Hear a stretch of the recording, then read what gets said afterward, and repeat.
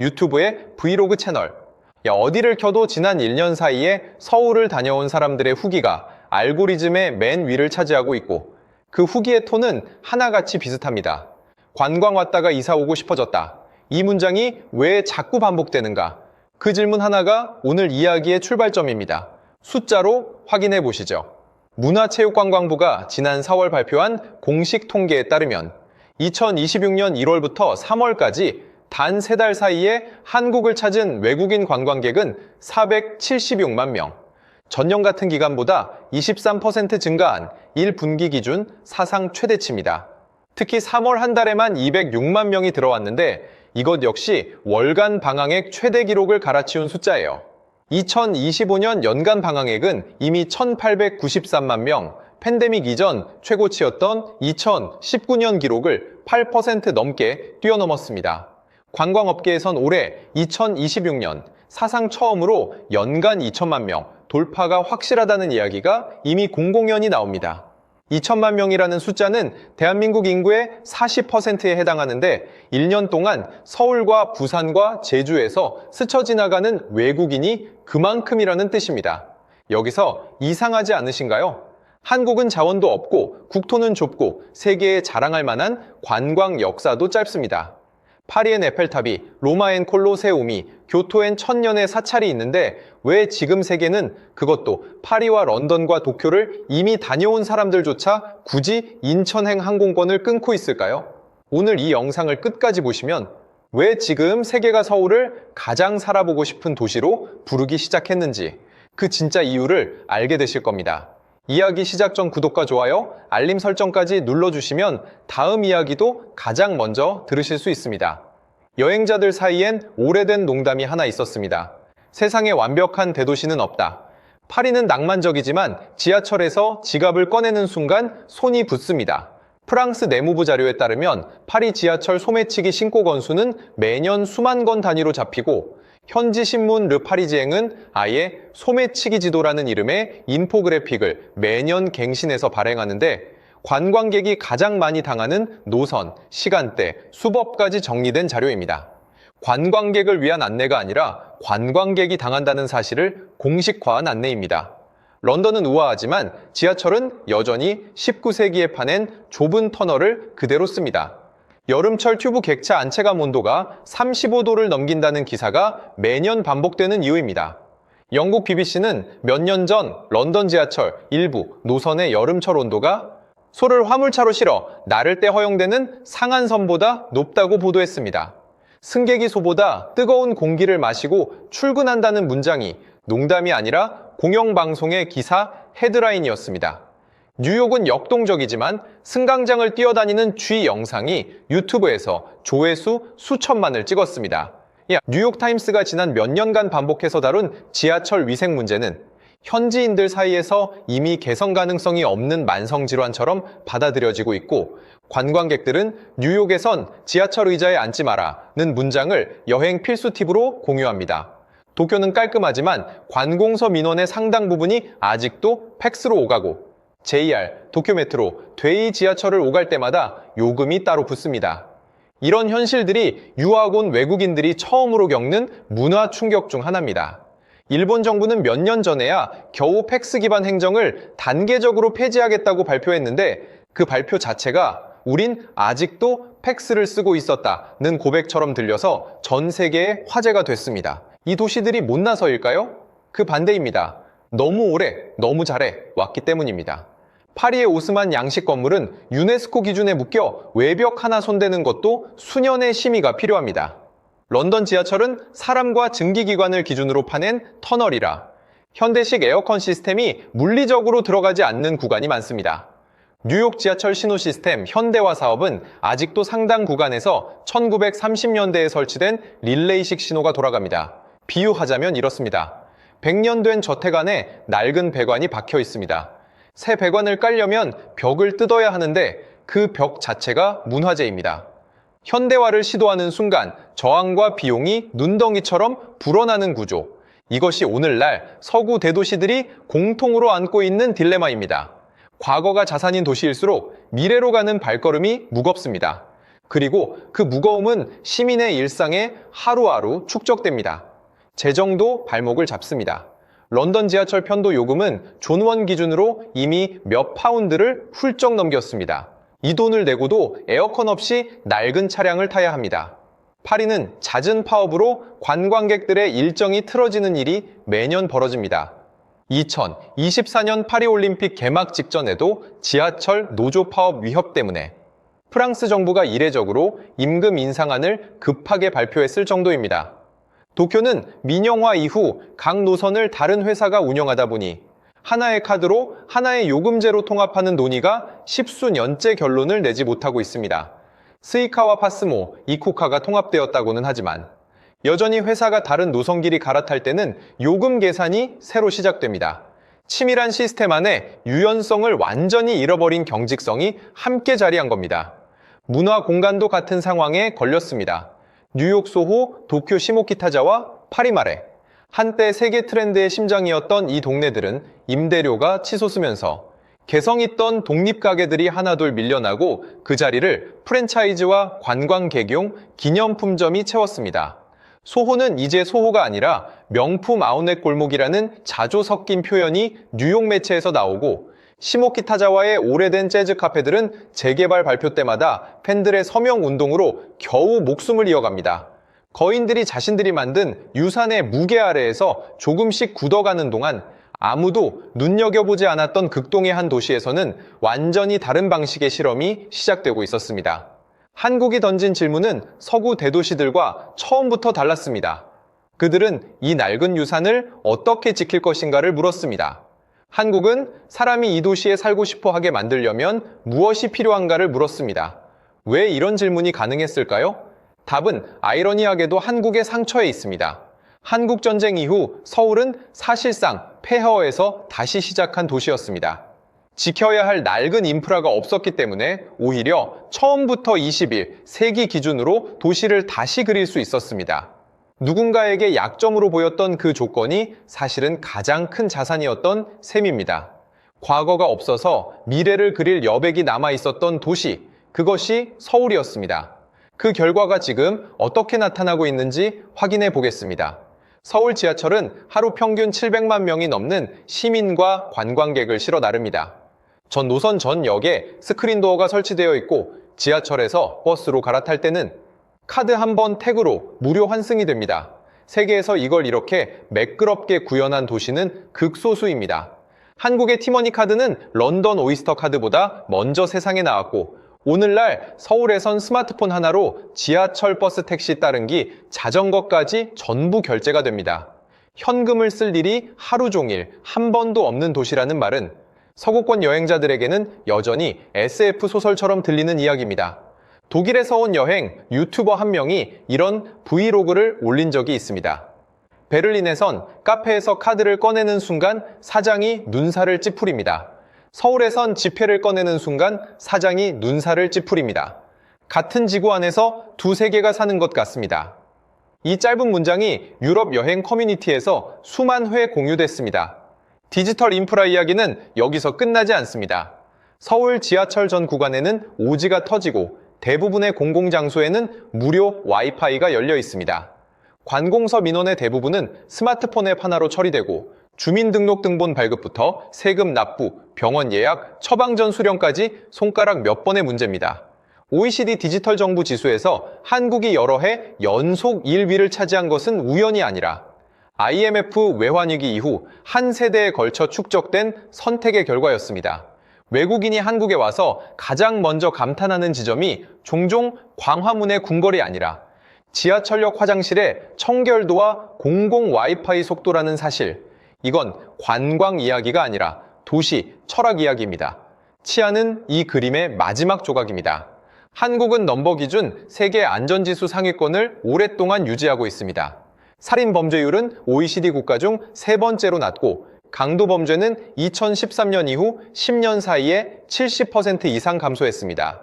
카페 테이블에 노트북과 지갑을 올려두고 화장실을 다녀와도 그대로 있는 광경은 외국인들이 한국에 와서 가장 놀라는 장면 중 하나로 꼽힙니다. 틱톡에는 한국 카페 실험이라는 이름의 짧은 영상 장르가 아예 존재합니다. 외국인 관광객이 아이폰과 맥북, 지갑을 테이블에 올려두고 30분 뒤에 돌아와 그대로 있는지 확인하는 콘텐츠입니다. 누적 조회수 수억 회, 댓글의 대부분은 이런 문장으로 마무리됩니다. 우리 도시에선 30초도 못 버틴다. 자정을 넘긴 시각, 여성 혼자 골목을 걷는 일이 자연스러운 도시. 이건 단순히 경찰을 늘려서 얻은 결과가 아니라 CCTV 네트워크와 골목 조명, 24시간 편의점 밀도, 심야 대중교통이 하나의 그물처럼 겹쳐 만들어낸 도시 경험입니다. 이 이야기의 이면엔 우리가 자주 잊는 사실이 하나 있습니다. 서울의 안전은 저절로 얻어진 것이 아닙니다.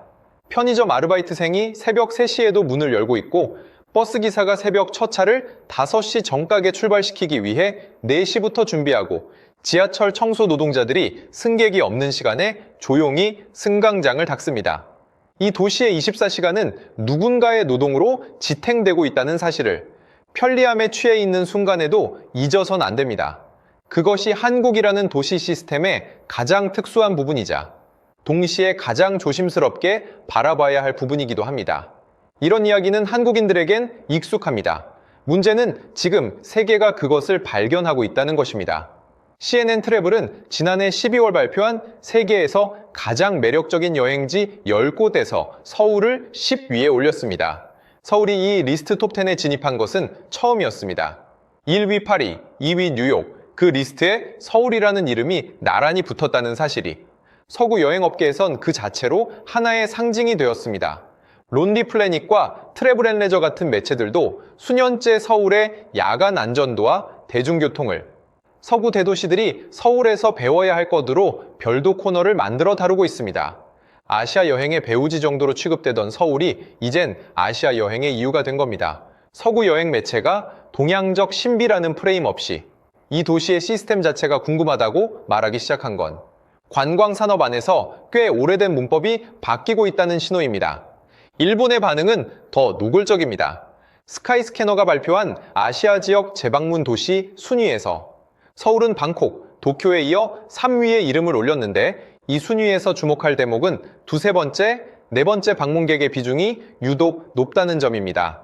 한 번 다녀간 사람이 반드시 다시 온다는 뜻입니다. 일본 언론들은 이 현상을 더 이상 한류 소비로 설명하지 않습니다. 그들은 이것을 인프라 경험을 위한 이동이라고 부릅니다. 도쿄의 감각적 골목들이 임대료 상승으로 색을 잃어가는 동안 성수동, 망원동, 해방촌은 매달 새로운 공간을 만들어냈고 100년 된 한옥 안에 스페셜티 커피와 오지 와이파이가 들어간 카페들이 전 세계 SNS의 알고리즘을 계속해서 흔들고 있기 때문입니다. 일본의 한 경제지가 남긴 문장은 짧고 아팠습니다. 도쿄가 잃어버린 것을 서울이 지금 보여주고 있다. 한때 서울의 백화점이 도쿄의 백화점을 벤치마킹하던 시절이 있었습니다. 이제 도쿄의 라이프스타일 매장 바이어들이 성수동에 출장 오는 시대가 됐습니다. 30년 만에 방향 전환입니다. 관광 소비의 결이 완전히 달라졌다는 사실도 이 흐름을 뒷받침합니다. 서울시가 지난 5월 발표한 자료에 따르면 4월 한 달간 서울을 방문한 외국인 관광객은 156만 명, 이들이 서울에서 카드로 결제한 금액은 1조 1,500억 원이었습니다. 전년 같은 달보다 50% 넘게 늘어난 숫자입니다. 더 흥미로운 것은 소비의 내용입니다.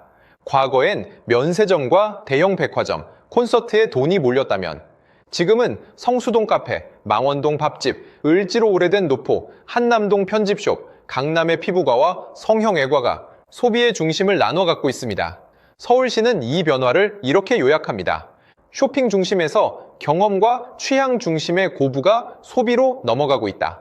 외국인들은 이제 한국에서 사갈 것을 찾는 게 아니라 한국에서만 할 수 있는 것을 찾으러 옵니다. 도시 자체를 소비하러 오는 겁니다.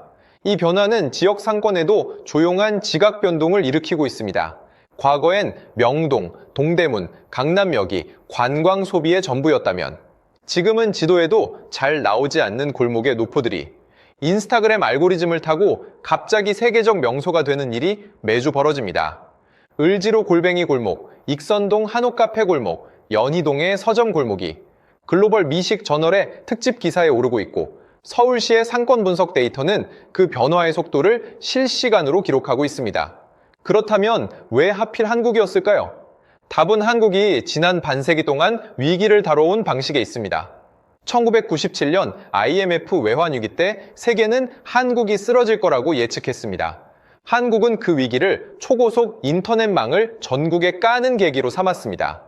2000년대 초반 OECD 국가 중 가장 빠른 속도로 광 케이블이 골목마다 들어갔고 그 인프라 위에서 전자정부, 모바일 뱅킹, 실시간 교통정보 시스템이 자라났습니다. 위기 앞에서 뒤로 물러서는 대신 한 세대를 앞당겨 뛰는 방식, 이 DNA가 도시 인프라 전반에 그대로 이식된 겁니다.